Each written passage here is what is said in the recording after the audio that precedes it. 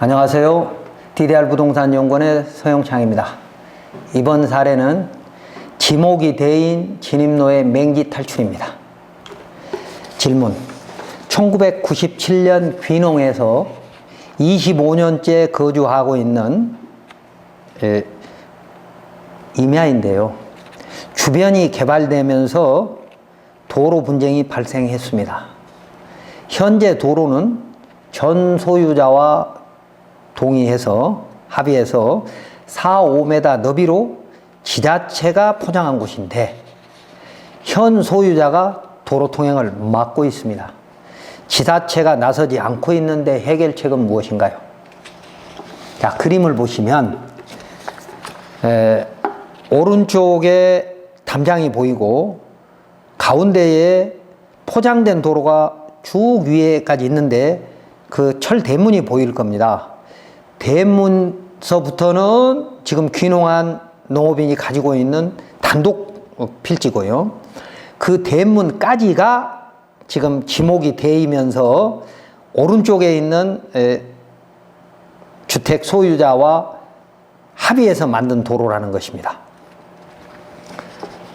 왼쪽에 임야도 다 한 사람 소유자입니다. 저 안쪽에 있는. 답변: 각종 공부 및, 각종 공부라고 하는 것은 부동산 종합증명서를 비롯해서 뭐 지적도, 토지대장, 토지용계 확인서 뭐 이런 것들을 말하는 거죠. 각종 공부 및 항공사진을 보니 1996년 이전부터 산으로 통행하는 농로가 있었습니다. 그러니까 지금 현재 이 포장된 2차선 도로처럼 보이는 이 도로는 1996년 항공사진을 봤더니 좁지만 임도 성격의 통행로가 있었다는 겁니다. 그리고 2006년에 현재 형태로 확장됐습니다. 2006년에.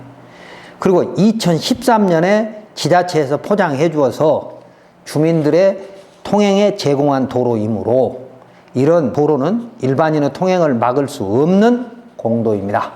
그러므로 다음 순서로 소유자의 배타적 사용 수익권이 제한된 근거를 찾아야 할 겁니다. 지목이 되라 하더라도 말입니다. 그런데 지자체는 지목이 되니까 사용락 없이 아무것도 못한다, 뭐 이렇게 해석하는 것이죠. 첫 번째, 도로는 공익시설이므로 실제 이용 현황으로 판단해야 됩니다. 지목이 중요한 게 아니다라는 것이죠. 자, 그래서 지목이 되라고 해서 사용락이 필요한 것은 아니고 전 소유자가 동의해서 지자체가 포장한 도로라면 현 소유자도 통행을 막거나 사용료를 청구할 수 없고, 이런 도로를 막으면 민법의 권리남용이 될 것이고 또 일반교통방해죄가 성립할 수도 있습니다. 2021타 242 154 대법원 판례를 보시면 상세한 내용을 알 수 있을 겁니다. 자, 지자체가 예산을 들여서 포장해서 주민들에게 공용된 일반 공중의 통행로는 당시 소유자로부터, 전 소유자로부터 사용락을 받았다면 배타적 사용 수익권이 제한된 도로인 것은 분명하고, 또 스스로 도로 통행에 제공한 근거가 없더라도, 물론 그때 구두로 했거나 아니면 문서가 있어도 5년이 지나고 나면 폐기할 수 있거든요.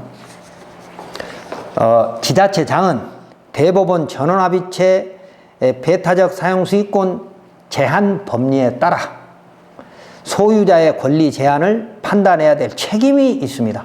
지자체장은 사유재산이니까 나 모르겠다 이렇게 하면 안 된다는 겁니다.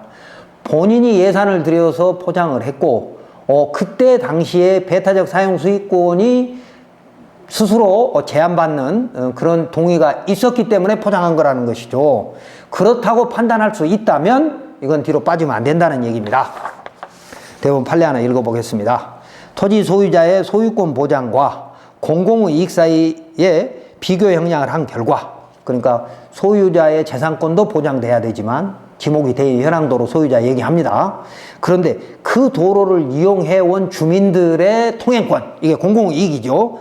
비교 형량한 결과 소유자가 그 토지에 대한 독점적 배타적인 사용 수익권을 포기한 것으로 볼 수 있다면 타인이 그 토지를 점유 사용하고 있다 하더라도 특별한 사정이 없는 한 그로 인해 토지 소유자에게 어떤 손해가 생긴다고 볼 수 없으므로 토지 소유자는 그 타인을 상대로 부당이득 반환 청구를 할 수 없다라고 대법원은 요건 해석하는 거죠. 자, 그러면 여기서 타인은 인근 주민뿐만이 아니라 국가와 지자체도 포함되는 것이고, 또 그리고 특별한 사정이 있다면 그 현황도로 소유자가 특별한 사정을 법원이나 또 허가청에 얘기해야 될 것이고, 그래서 그게 특별한 사정에 맞다면, 또 사정 변경 원칙 등에 맞다면 배타적 사용 수익권의 제한이 회복되는 것이라고 대법원 전원합의체 판결에서 말하고 있는 것이기 때문에 허가권자는 그걸 판단해야 된다는 거죠.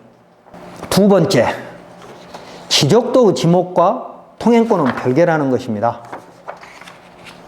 1996년도 항공사진을 보면 너비는 좁지만 안쪽에 산림관리사까지 농로가 있었고, 그러니까 지금 아까 대문으로 막혀있는 그 안쪽에 산림관리사가 있어 그 산림관리사 내에 주거를 하고 있습니다. 임업인이 말입니다. 그래서 산림관리사까지 1996년도에 봤더니 농로가 있었고 2006년도 항공사진을 봤더니 현재처럼 이렇게 돼 있는 겁니다. 지금 왼쪽 위에 신축 예정인 것이 있고, 지금 2009년에 신축되면서 지목이대로 바뀐 이 도로, 지금 현재 상태하고 거의 비슷하거든요. 그리고 오른쪽 위에서부터 쭉 내려오는 건 건축법 도로로 지정이 된 곳입니다. 여기는 자연녹지니까요. 자, 2006년 이전 전 소유자와 현재 상태와 비슷하게 확장 개설했으며 2007년 대로에서부터 연결된 부분은 위쪽 오른쪽 위에서 된 부분은 건축법 45조에 따라 건축법 도로관리대장이 만들어졌고 2009년 지목이 대로 변경되었습니다.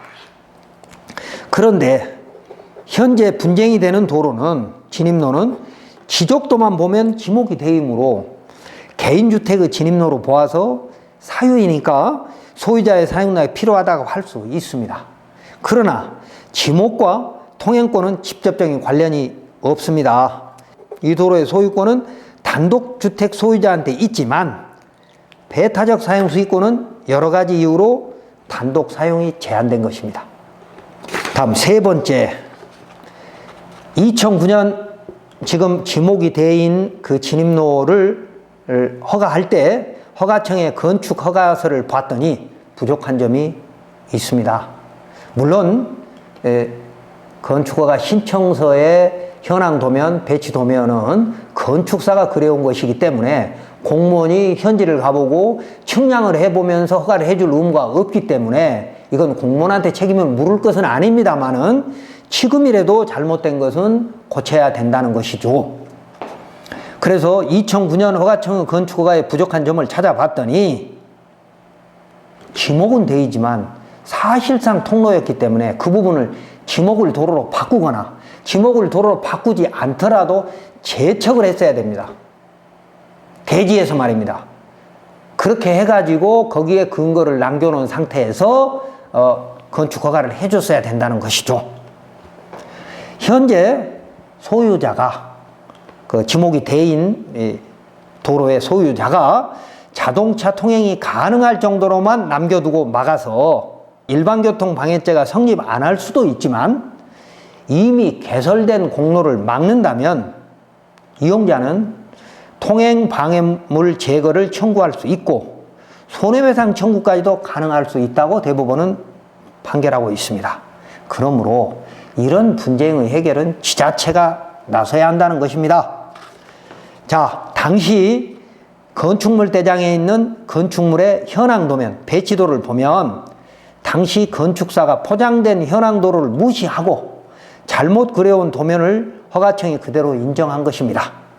또한 개발행위허가 팀과 준공시에도, 그러니까 개발행위 허가서와 토목 준공할 때에도 이미 자동차 통행이 가능한 통로가 있으므로 이런 분쟁이 생기지 않도록 국토계획법 57조 사항에 의해서 허가의 조건을 붙여야 되는 것이 올바른 행정지도이었다는 겁니다.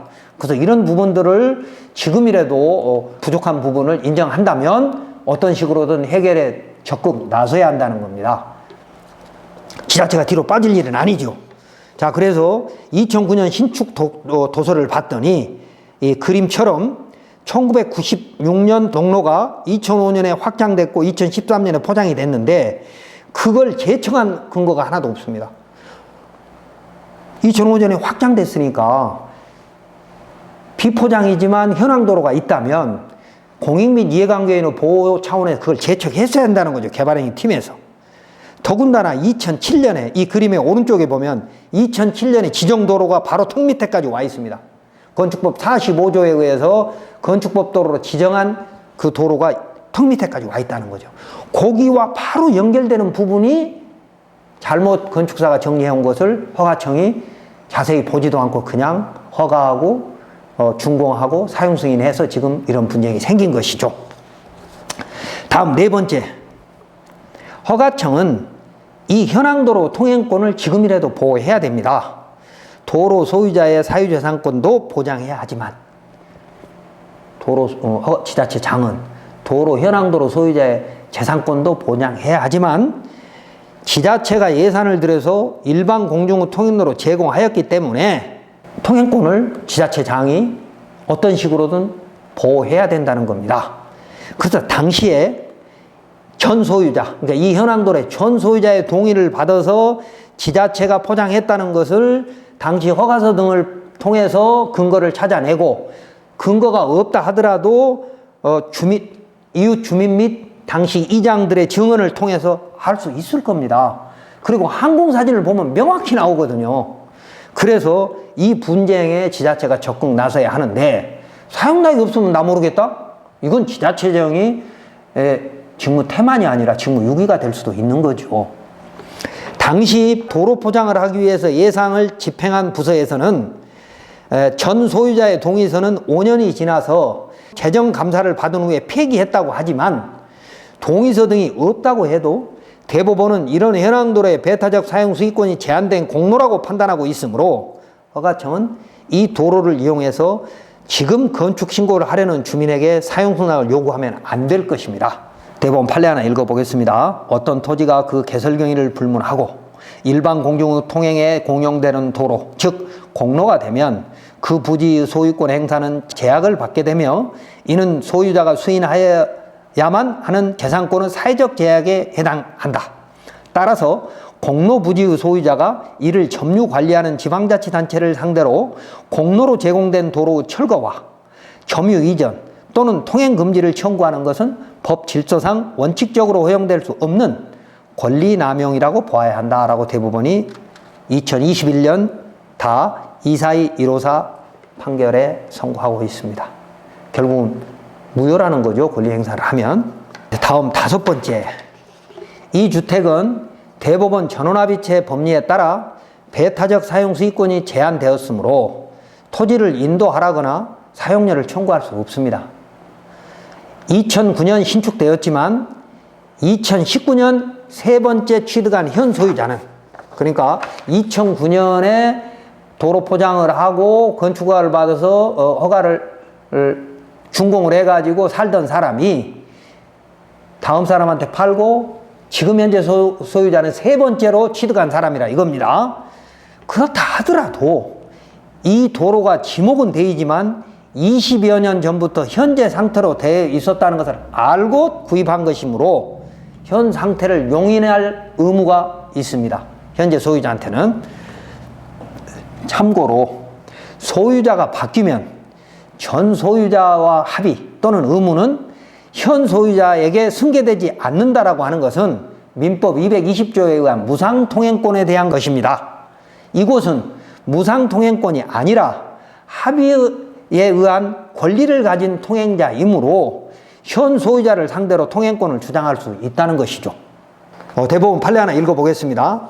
현 소유자가 책임져야 된다는 원소유자의 독점적 배타적 사용 수익권의 행사가 제한되는 토지의 소유권을 경매, 매매, 대물, 변제 등에 의하여 특정 승계한 자는 특별한 사정이 없는 한 그와 같은 사용수익의 제한이라는 부담이 있다는 것을 용인하거나 적어도 그러한 사정이 있음을 알고서 그 토지의 소유권을 취득했다고 봄이 타당하므로 그러한 특정 승계인은 그 토지 부분에 대해서 독점적이고 배타적인 사용수익권을 행사할 수 없다라고 대법원이 그동안 여러 판결에서 해석하고 있는 거죠. 자, 이번 사례를 정리하면 허가청이 건축법 도로가 아닌, 여기는 이제 자연녹지니까요, 건축법 도로가 아닌 현황 도로 지목이 대이고 사유이므로 그 현황 도로를 건축물 통행로로 이용하려고 하는 건축 신고 신청자에게 현황 도로 소유자로부터 사용락을 받아오라고 하는 것은 잘못된 판단입니다.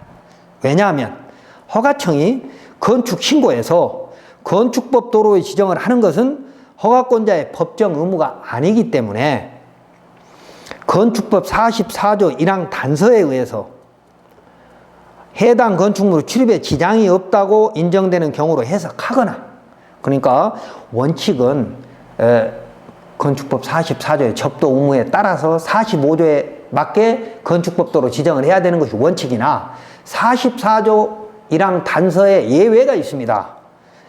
해당 건축물 출입에 지장이 없다고 인정되면 건축법도로 지정하지 않아도 된다라고 하는, 그러니까 접도 의무를 충족하지 않아도 된다라고 하는 예외로 해석하거나, 또 지자체가 예산을 들여서 포장한 도로이므로 지자체 건축조례에 따라 45조 1항 단서 2호의 법문이 있잖아요. 주민이 오랫동안 통행로로 사용한 것은 지자체 조례에 따라 이해관계인의 동의 없이 건축위원회 심의를 통해서 도로로 지정할 수 있다. 이걸 적극 활용해야죠. 왜? 지자체가 포장했고 또 본인이 잘못 그려서, 건축사가 잘못 그려 제출은 했지만 항공사진으로 봤더니 20여 년 전부터 이게 도로였으니까, 그래서 그걸 건축법에 의한 조례도로, 이걸 보고 우리는 그냥 강학상 조례도로라고 합니다. 그래서 건축법 45조 1항 단서 2호에 의해서 주민들이 오랫동안 통행한 사용로를 조례도로로 지정하면서 건축 신고를 수리하면 될 것인데도 그렇게 하지 않는 것은 혹시 있을지도 모르는 불이익을 두려워하는 전형적인 소국 행정입니다. 그림을 보면서 한번 정리해 보겠습니다. 오른쪽 상단에 2차선 도시계획시설 도로가 보일 겁니다. 거기서부터 지금 주황색으로 들어온 것은 2007년에 건축법 45조에 의한 도로 지정이 됐던 것이고, 그 주황색이 끝나는 부분에는 지금 지목이 대인 2009년 사용 승인을 받았던 대지가 연결되어 있습니다. 그런데 이 건축법 지정도로가 끝나는 그 지점에서부터 왼쪽 아래로 2012년에 산림관리사로 된 곳까지 기존의 현황도로가 있었고 농로 수준이지만 그게 2005년도에 확장되면서 현재 상태로 바뀌었고, 2005년도에 현황도로가 존재했고 2013년에 아스콘 포장을 했으며 2009년에 지목이 되지만 도로 상태로 있는 것을 알고 2009년에 사용승인을 받았고, 그래서 그때 당시 뒤에 산림관리사 소유자와 합의해서 만들어진 도로이기 때문에 이건 지목과 상관없이 이미 주민들이 사용할 수 있는 일반 공중 통행로라는 것이죠.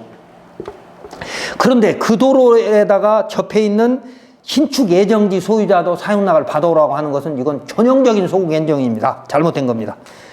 자, 그래서 소유자가 바뀌면 전 소유자의 의무는 매수자에게 있을 불취급 피해를 예방하기 위해서 인정하지 않는 것일 뿐, 이렇게 현황 도로로 사용되고 있는 것을 알고 매수한 사람의 배타적 사용 수익권까지 보호하는 것은 잘못이라는 것입니다.